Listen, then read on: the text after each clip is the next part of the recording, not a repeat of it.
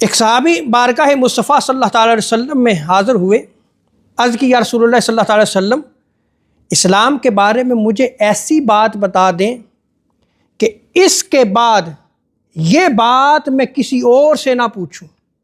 تو آقا علیہ الصلوۃ والسلام نے ارشاد فرمایا قل آمنت باللہ ثم استقم، کہ تم یہ کہو کہ میں اللہ پہ ایمان لایا اور پھر ڈٹ جاؤ، پھر استقامت اختیار کر لو، پھر اس پہ جم جاؤ۔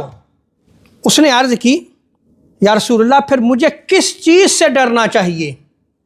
تو آقا علیہ الصلوۃ والسلام نے اپنے دست اقدس سے اپنی زبان کی طرف اشارہ فرمایا کہ اس سے ڈرنا۔ تو آپ یہ دیکھیں کہ اس حدیث مبارکہ میں ایمان باللہ یعنی جو اللہ کا قانون ہے اس پہ اس کی زندگی بسر ہوگی، اللہ اور اس کے رسول نے جو تعلیمات دی ہیں اس پہ وہ اپنی زندگی بسر کرے گا۔ پھر کیا ہے؟ استقامت اختیار کرے گا، ڈٹ جائے گا، جم جائے گا، اور پھر اپنی زبان کی حفاظت کرے گا، کیونکہ یہ زبان بندے کو جنت میں بھی لے جائے گی، یہی زبان اللہ معاف فرمائے جہنم کا ذریعہ بھی بن سکتی ہے۔